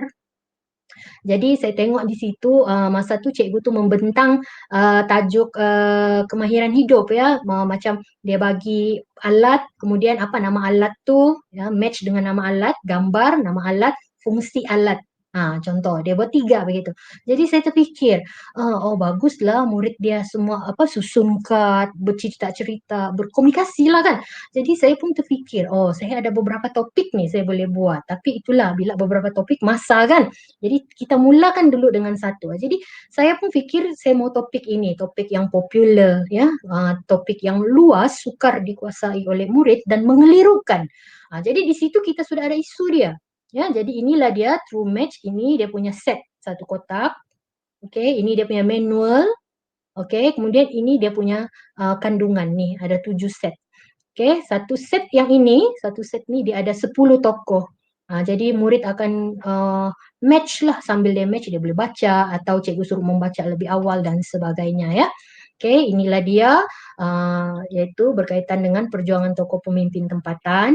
Okey, gambar-gambar ni mula-mula dilukis, maklumat ni dikumpul berdasarkan maklumat buku teks. Sebab apa? Sejarah dia mesti juga maklumat dia berdasarkan buku teks ya. Jadi di sini saya jadikan dia 7 set kecil ya yang boleh digunakan oleh murid tu secara individu pun boleh, berpasangan pun boleh, satu kumpulan besar pun boleh, bergantung kepada potensi murid ya. Kalau murid cikgu tu ada murid yang jawab, cikgu saya mau individu. Murid pandai dia mau begitu tuh. Saya mau uji, saya mau individu cikgu. Ada murid yang individu kita bagi dia bosan, dia tegang, dia sukar, dia nampak kat tu banyak dan sebagainya kan. Jadi kita bagi dia berkumpulan, dia ada peluang bertanya, berbincang ya. Okey, jadi dia berbeza-beza seperti yang saya katakan tadi supaya mudah untuk diasing-asingkan jika berlaku percampuran dan sebagainya ya. Okey, ini contoh satu set lah. Dalam satu set tu dia ada 10 tokoh. Ini satu tokoh. Jadi inilah dia. Ya, ada tokoh dia, nama dia, sebab dia dan proses dia kan. Okey, ini dia dari segi prinsip tadi. Okey, prinsip inovasi. Inovasi itu mempunyai tujuan yang jelas. Apa tujuan cikgu menghasilkan inovasi ini? Apa tujuan saya? Tujuan saya di sini, murid sukar mengingati, murid keliru. Saya ada tujuan yang jelas ya. Kenapa saya mau buat inovasi ini? Bukan saya buat asal ada-ada saja. Ini ABM saya bukan begitu ya. Okey. Kemudian saya mau memperbaiki prestasi murid. Tengok GP dia 7.68 dan 19 orang gagal. Ya, jadi bagaimana saya mau memastikan murid menguasai topik ini? Sebab apa dia perlu menguasai topik ini? Sebab saya cakap tadi dia penting ya dalam peperiksaan contohnya SPM. Yang dulu KBSM ini dia berada di dalam topik bab tingkatan 5, tapi yang sekarang ni BBM ini masih relevan digunakan untuk sejarah tingkatan 3 ya. Okey, kemudian kita tengok ada peluang. Kenapa? Peluangnya itulah tu sebelum ni berpusatkan guru. Lepas tu sudah buat penerangan walaupun saya cubalah ya mau melaksanakan inovasi penambahbaikan juga dalam proses pengajaran saya. Saya guna PowerPoint, saya type, saya cari gambar, saya Google, saya present dengan budak. So dorang dengar, tengok Cikgu Anita cakap 10 orang tokoh, ini sebab dia ini sebab dia ini. Budak pun dengar, entahlah dia ingat ke tidak ingat ya, tetapi apa yang pasti GP dia tadi 7. Jadi maknanya dia tidak ingat lah. Kemudian bila aktiviti pun begini, ya satu murid ya. Jadi tidak ada aktiviti yang berpusatkan murid, berpusatkan bahan, aktiviti yang melibatkan murid berkomunikasi, berkolaborasi. Jadi dia tidak selaras lah dengan keperluan 6 aspirasi murid tu kan. So peluang dia lagi prinsip inovasi yang sama yaitu peluang juga yang ini 15 muka surat nih topik nih. Jadi disitulah saya ambil peluang ini, saya cuba menghasil produk itu supaya dia dapat memudahkan murid menguasai isi pelajaran. Sumber ada, sumber dia buku teks ni lah. Maksudnya maklumat dalam kad tu berdasarkan sumber yang ada dalam buku teks ini. Jadi saya tidak masalah mau dapatkan sumber kan. Jadi itu yang kita tengok balik dalam prinsip inovasi yang saya jelaskan tadi tu. Peluang dan sumber itu ada ya. Okey, kemudian dari segi pengetahuan, fokus, bakat dan komitmen. Okey, bila cikgu nampak isu, nampak masalah, nampak peluang membuat penambahbaikan, sudah tentu cikgu ada pengetahuan yang jelas tentang topik yang cikgu ajar, tentang kurikulum cikgu sendiri. Jadi di sini cikgu akan menggariskan objektif. Contohnya saya menggariskan 3 objektif tadi. Okey, berdasarkan isu saya jawab balik isu itu berdasarkan objektif saya. Ya, jadi ini juga merupakan fokus saya. Ya, fokus saya pada objektif ini dan fokus saya pada murid-murid yang mana. Jadi mesti jelas lah. Jadi murid saya tu inilah 47 orang murid tadi. Ya, okey. Perlu ada komitmen ya.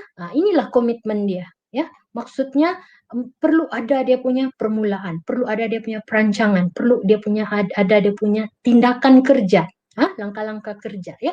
Even sudah sampai yang ke-7 pun itu baru first circle. Dia ada lagi circle terus seterusnya. Ya, sama juga macam kajian tindakan ya. Kalau kajian tindakan tu kan kita ikut McTaggart punya teori. Dia macam circle sentiasa berulang, penambahbaikan.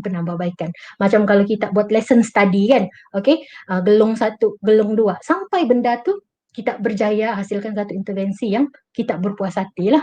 Macam contoh, guru membuat refleksi. Contohlah kita reflect, oh tadi murid tu dia tidak boleh kuasa begini, atau murid sukar dikawal, atau murid tidak boleh kuasai TP3. Jadi ada isu di situ. Kemudian cikgu menghasilkan contoh produk lah, atau macam di sini saya bagi contoh yang true match inilah.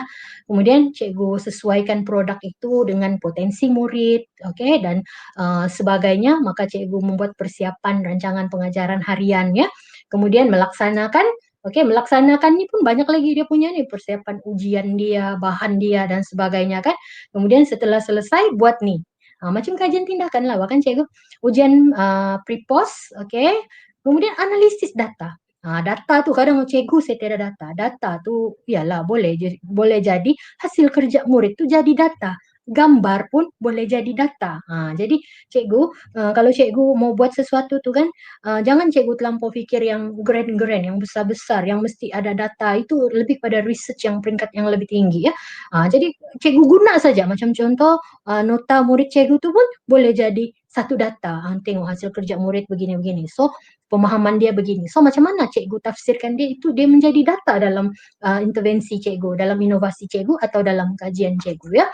Okey, kemudian daripada analisis itu cikgu menghasilkan mungkin graf pendapatan, pelaporan dan seterusnya penambahbaikan. Jadi penambahbaikan tu nanti balik lagi gelung yang kedua, gelung ketiga dan seterusnya ya. Okey, satu lagi untuk true match ni bagi saya, mana saya memantapkan dia ialah beginilah. Daripada idea tadi, daripada isu tadi, saya cuba type maklumat tu, susun. Okey, masa tu saya belum lagi lukis gambar, masih guna gambar Google kan. Okey, gambar Google, gambar dari sumber-sumber sedia ada. Sudah type, print out, potong-potong dia, laminate. So di sini prinsip inovasi dia mudah dihasilkan. Okey, mudah dihasilkan. Jadi masih boleh dihasilkan. Bahan tu masih ada ya. Even sekarang kalau cikgu berada di rumah, cikgu ber-PDPR ni pun kan, okey, petang ni cikgu boleh sudah hasilkan ya. Cikgu pilih saja tajuk yang cikgu rasa sesuai. Jadi inilah dia, mudah dilaksanakan, boleh dilaksanakan. Daripada produk tadi tu, tengok, saya melibatkan murid tu, berpusatkan murid, berbanding yang tadi tu cikgu menerangkan, tapi di sini murid dia membaca kat ni, dia merujuk buku. Ni ada buku dia ni kan, sebenarnya dia orang buka juga buku tu, sebab dalam proses dia mau mengenali, memahami, dia akan buka buku. Jadi itu sebenarnya proses yang kita mau, bukan okey kelas baca buku. Okey, lepas tu bagi soalan. Penat budak tu ya, nanti next subject begitu lagi, next subject begitu lagi. So apa kemahiran yang dia akan dapat? Ya, penat dia di sekolah. Okey, seterusnya ini peringkat seterusnya sudah dia menyusun. Sudah kita bagi manual, dia semak jawapan.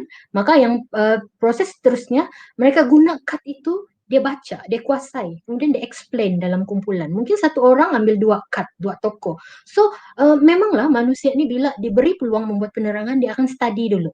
Bila dia mau buat penerangan secara psikologi, dia akan buat betul-betul, saya mau menerangkan nih, saya mesti faham nih, begitu kan. Jadi kalau cikgu buat kajian, cikgu boleh kait-kaitkan lah dengan teori-teori apa-apa yang sesuai kan. Jadi itu proses dia, dan ini mereka buat penerangan. Kemudian daripada 2 proses yang awal ni, bagaimana akhirnya kita membawa murid itu berfikir tentang isu-isu dalam tajuk. Itu maksudnya mengaplikasikan pengetahuan. Cikgu tengok tu pelan pembangunan pendidikan tu, ada tu di situ dia cakap kenapa murid ni tidak berjaya dalam kemahiran berfikir aras tinggi. So, mereka kurang mengaplikasikan pengetahuan. Maksudnya itulah belajar sejarah ni bukan kita belajar hafal je, tapi bagaimana dari cerita tu dia berfikir. Macam contoh, diorang mengkaji tentang tokoh tu. Awalnya tokoh tu ada yang berjaya, tapi akhirnya mereka akhirnya kalah. So apa kekuatan dia peringkat awal lah? Mereka jelaskan kekuatan peringkat awal. Jadi di sini dia mengklasifikasi sudah, ya. Okey, kemudian apa kelemahan yang menyebabkan akhirnya mereka kalah? So dia sama juga menilai, mengklasifikasi, membuat justifikasi dan sebagainya. Jadi di sinilah, itulah yang penting saya cakap tadi, proses. Jadi sebenarnya proses ni macam mana kita mau laksanakan kepada murid begini, itulah kita mesti ada pengetahuan yang jelas ya, berani mencuba supaya benda-benda ni mungkin kalau pertama kali kita buat mungkin ada silap dia, ada salah dia, ada kekurangan dia. Tapi bagaimana proses-proses yang seterusnya kita buat penambahbaikan. So inilah dia mudah dihasilkan kan, boleh dihasilkan kan, ada sumber dan boleh dilaksanakan dan inilah dia peluang dia, hasil dia ya. Pencapaian murid menjadi lebih baik. Oke, dan juga maklum balas murid. Terpulanglah cikgu mau ambil maklum balas kah atau tidak terpulang.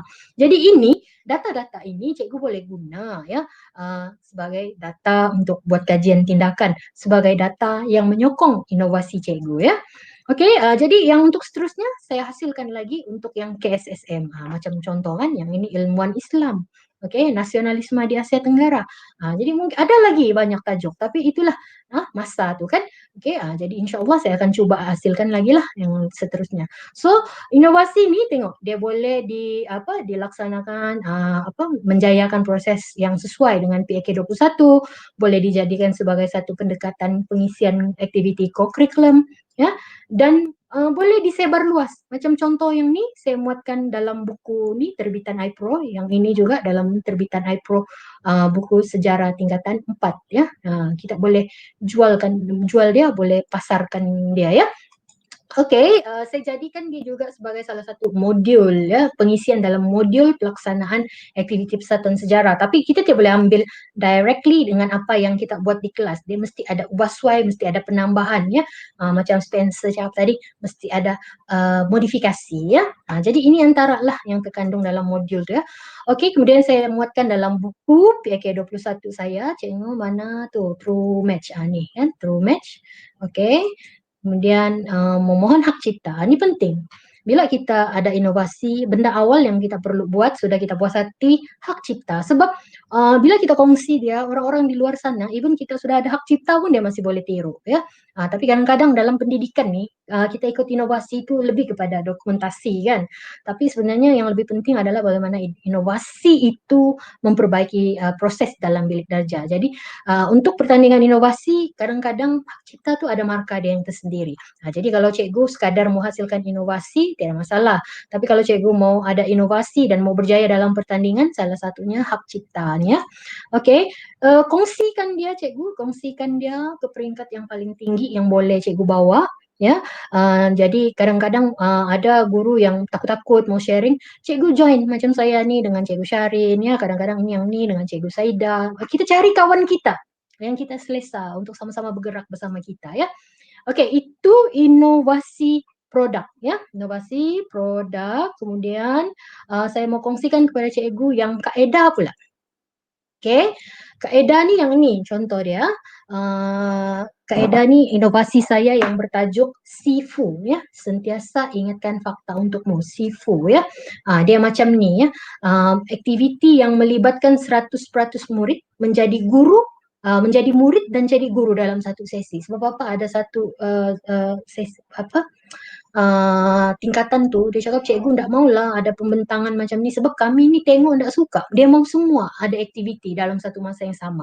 Bagus jugalah murid ni mencabar saya kan. Jadi saya cuba berfikir dan saya dapat hasilkan satu idea berdasarkan yang guru muda atau mentor-menti. Dia tidak sama ni ya. Kadang guru muda ni kita pilih yang pandai ni. Yang ini dia bukan pilih yang pandai. Semua murid mesti terlibat. Itu yang saya cakap tadi.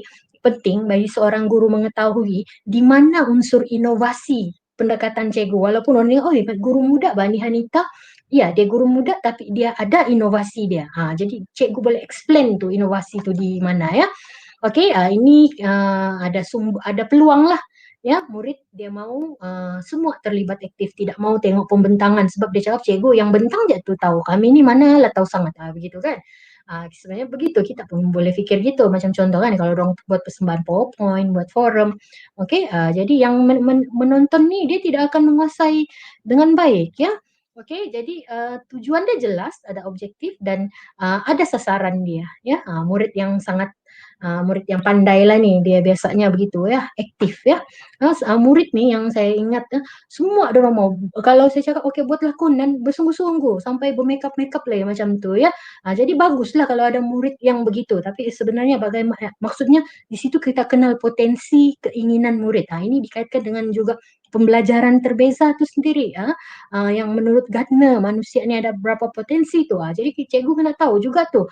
Jadi saya ambil peluang tuh, mencuba banyaklah pendekatan dengan mereka nih ya. Jadi saya kaitkan inovasi Sifu ni dengan pendapat si Bemen yang dia ubah suai daripada Confucius contohnya. Banyaklah ada cerita-cerita sini, tapi yang pada akhirnya apa yang saya ajar kepada orang lain saya kuasai. Jadi saya mau murid tuh kalau ada 32 orang tuh mengajar supaya 32 orang tuh akan dapat menguasai. Bila orang dengan macam tuh mesti bising kan Hanita? Di situ lagi bagaimana cikgu mau jelaskan proses dia itu dia tidak bising. Ataupun kalau dia bising, bagaimana cikgu ubah suai dia jadi tidak bising. Macam itulah ya. Jadi ini kita kaitkan lah ini cara pelaksanaan dia, manual dia lah ya. Oke. Jadi mesti ada manual lah cikgu kalau yang method tuh. Ini contoh lah pelaksanaan aktiviti berkumpulan yang di sini kosong semua menerangkan kepada kumpulan-kumpulan yang lain. Maksudnya dalam kumpulan nih dia kuasai tajuk yang sama, tetapi secara individu sebab dia akan menerangkan secara individu. Jadi murid ini dia akan bertanggung jawab tuh, dia akan kuasai betul-betul ya. Ini secara berpasangan yang menerangkan kena berdiri pun ada sebab kenapa ya, supaya kalau cikgu dengar nampak siapa membentang, cikgu jelas, cikgu dengar, cikgu mau bantu dan sebagainya ya. Ini dalam kelas lah ya. Ini mudah dilaksanakan, berjaya lah ya. Tengok dia punya pre and post tu kan berjaya ya. Boleh disebarluaskan. Inilah dia punya penyebar luasan pada guru. Inilah dia punya modul tu. Dan bagaimana saya mau jadikan dia inovasi yang mantap, saya terbitkan dia dan saya mohon hak cipta. Jadi dua perkara ini sangat memberi nilai lah kepada inovasi saya sendiri, inovasi ini ya. Inilah dia hak cipta dia, penerbitan ini hak cipta. Ya cikgu, kita sudah pun berada di 11.30. Terima kasih yang masih mengikuti perkongsian saya pada pagi ini walaupun ramai yang PDPR dan sebagainya. Nanti mau tengok balik ya, saya ucapkan terima kasih cikgu. Jadi saya kongsi dengan cikgu persiapan menyertai pertandingan ya. Menyertai pertandingan nih cikgu, kalau saya prinsip saya buat yang terbaik. Buat yang terbaik. Biasanya kalau mula-mula ikut nih, biasalah cikgu, kita baru mau mula kan, jangan kita expect, cikgu Anita apa lagi ya, lepas tu apa lagi ya, cikgu study dulu ya, kemudian baru cikgu buat step langkah demi langkah. Jangan terus mau ikut pertandingan, terus mau yang perfect. Cikgu buat sejak dulu, sebab apa, bila kita pergi ke kawasan pertandingan yang sebenar, cuma sekarang nih pertandingan online lah, kurang mencabar, berbanding dengan kita berada di lokasi pertandingan, kadang bertanding 1.000 penyertaan begitu kan, 900 penyertaan, 780 penyertaan, banyak yang kita tengok berdebar-debar, wah macam terpegun kan. Jadi di situ sebenarnya banyak pengalaman, banyak pengajaran, banyak ilmu, banyak kawan, banyak yang kita boleh jumpa. Cikgu pergilah cikgu. Di situ banyak ilmu yang cikgu akan dapat.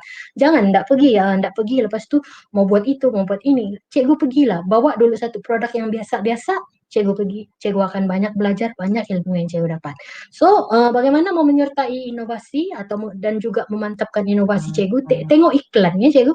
Tengok iklan ya, study iklan tu. Ini macam contoh iklan-iklan yang terkini, yang ini sudah tutup dalam proses penilaian ya. Yang ini masih, cikgu mau ikut, cikgu antarlah ya.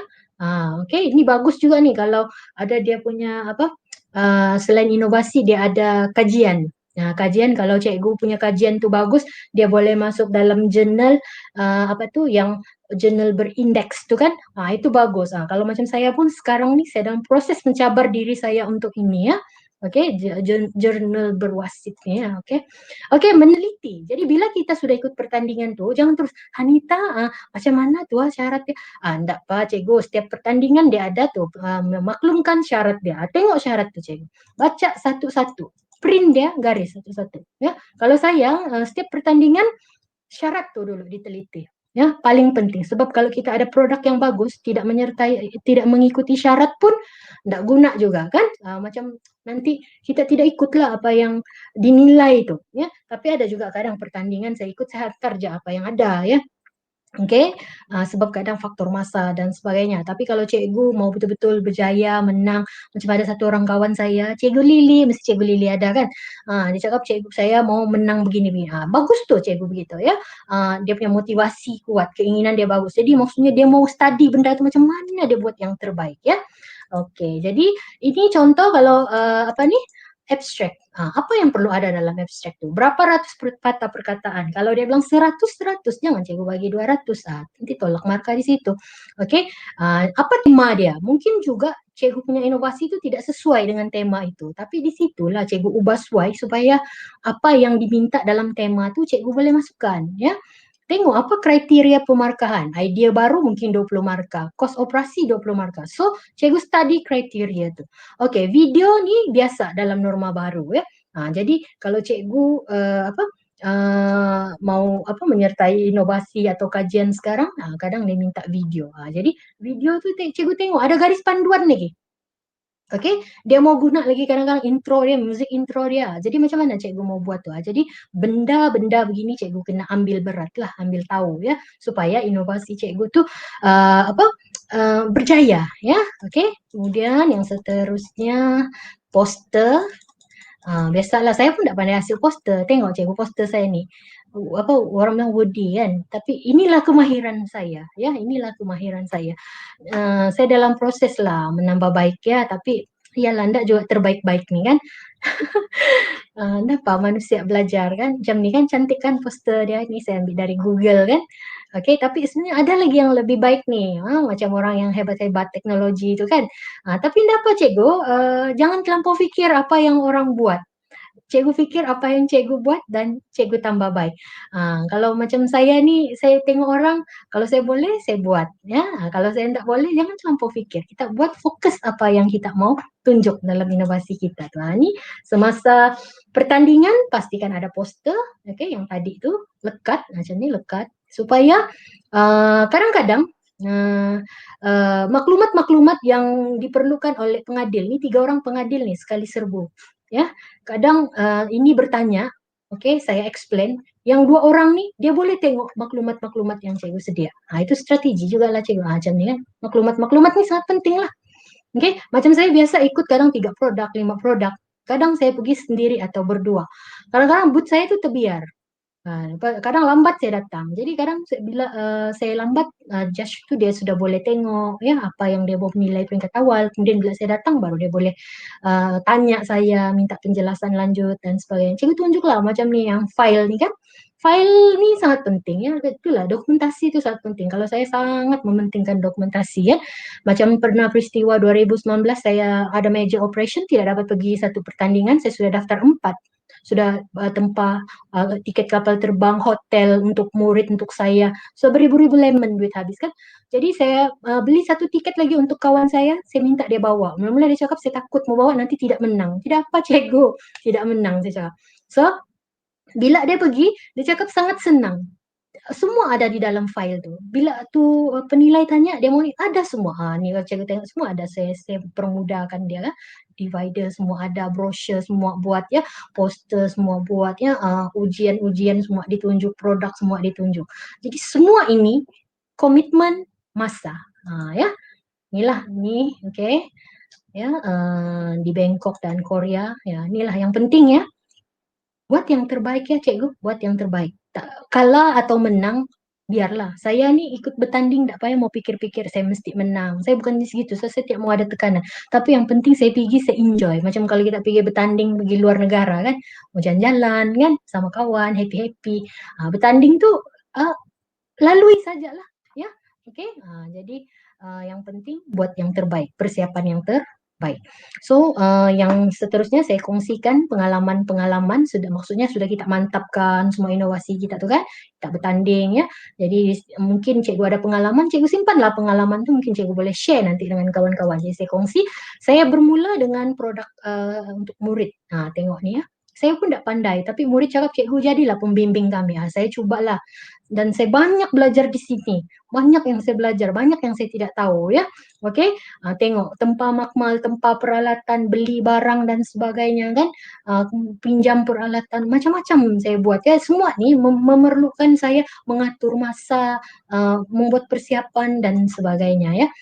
Bawa budak bertanding. Ni masa ni kumpulan saya 10 nih. 10 kumpulan, satu kumpulan 5 orang. Bayangkan cikgu saya mau mengurus tu, makan, pakai, persiapan, pembahan, pembentangan produknya.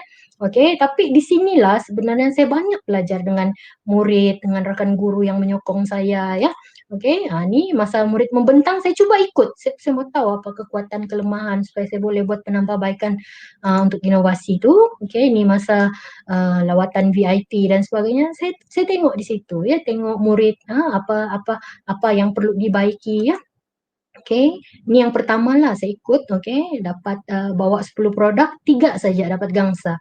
Okey, dapat satu anugerah khas. Okey, kemudian masa tu Bandaraya the big winner lah, kalau Sindex lah ya. Okey, kemudian saya bergerak kepada produk apa ni, pengajaran dan pembelajaran SIFU dan IBES. Sebenarnya sebelum saya menjadi innovator pun saya biasa menghasilkan bahan-bahan bantu saya untuk menjayakan proses pengajaran dan pembelajaran ya. Okey, ini membawa murid ke pertandingan yang lebih tinggi, iaitu Anugerah Harta Intelek.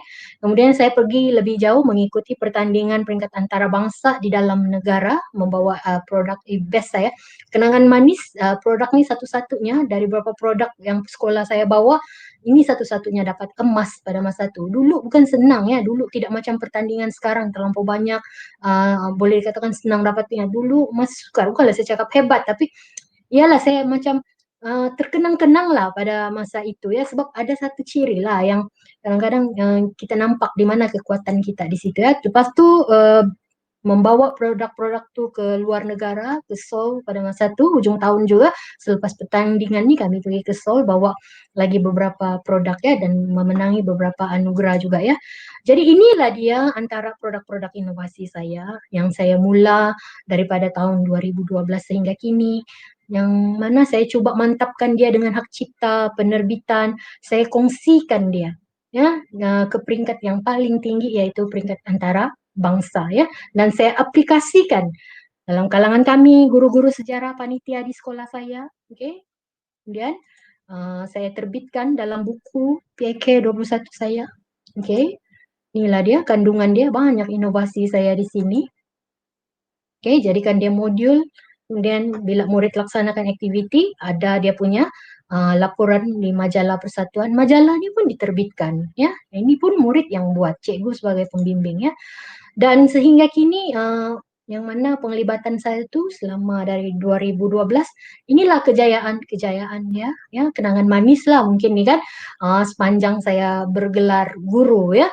Jadi bukan angka sahaja, tapi di sebalik itu pengajaran, pengalaman ya, apa yang saya lalui, apa yang saya dapat daripada inovasi itu sendiri. Macam apa yang saya share dengan cikgu hari ini, saya tidak ambil slide dari mana-mana. Itu adalah dari saya sendiri.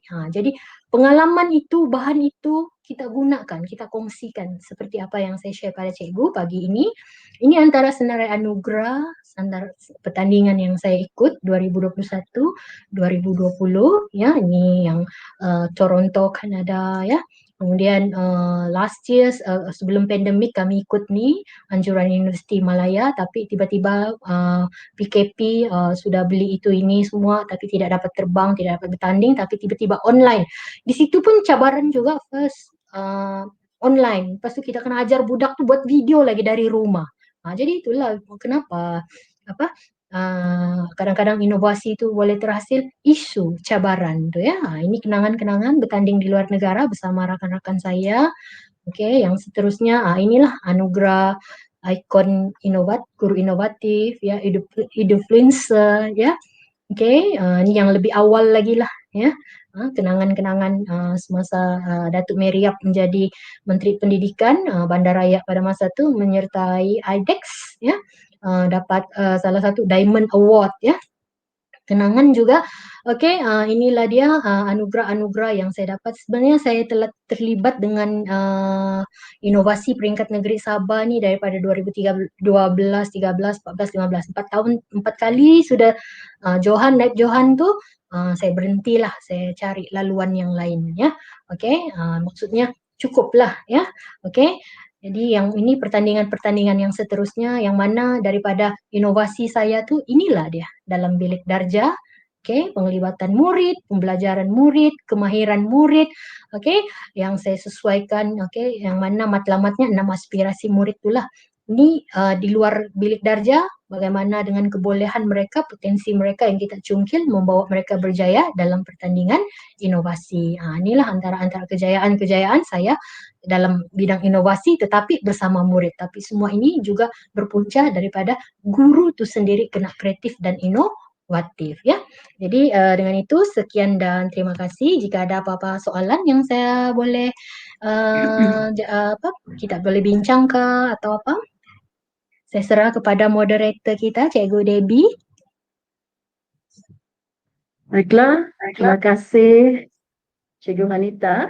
Itulah tadi perkongsian daripada penceramah pertama webinar kita dengan tajuk Langkah Muda Menghasilkan Inovasi dalam Pengajaran dan Pembelajaran, Puan Hanita Lajaharul, Guru Cemerlang Sejarah DG52 SMK Bandaraya Kota Kinabalu, Sabah. Terima kasih Cikgu atas segala perkongsian yang sememangnya bermanfaat buat setiap pendidik di Malaysia. Kalau kita lihat, saya pun seronok sebenarnya mendengar Cikgu banyak ilmu yang saya pelajari mengenai inovasi. Ya, sebenarnya. sama-sama belajar ni. Kalau kita lihat banyak sudah ucapan tahniah ya, daripada rakan-rakan pendidik di ruangan chat YouTube kita. Ya. Okay, baiklah. Saya ingin berkongsi. Saya suka dengan kata-kata Puan Hanita tadi, iaitu mengatakan walaupun inovasi itu ringkas, tapi berkesan memang itu yang sudah tentu yang sebaiknya ya Puan. Okay, baiklah. Apabila kita melihat para hadirin sekalian, apabila kita melihat ada 9 asas profil murid abad ke-21 yang kita perlu fikirkan ya dalam proses inovasi, begitu juga dengan 5 prinsip inovasi yang sudah diberitahu tadi. Okay, baiklah.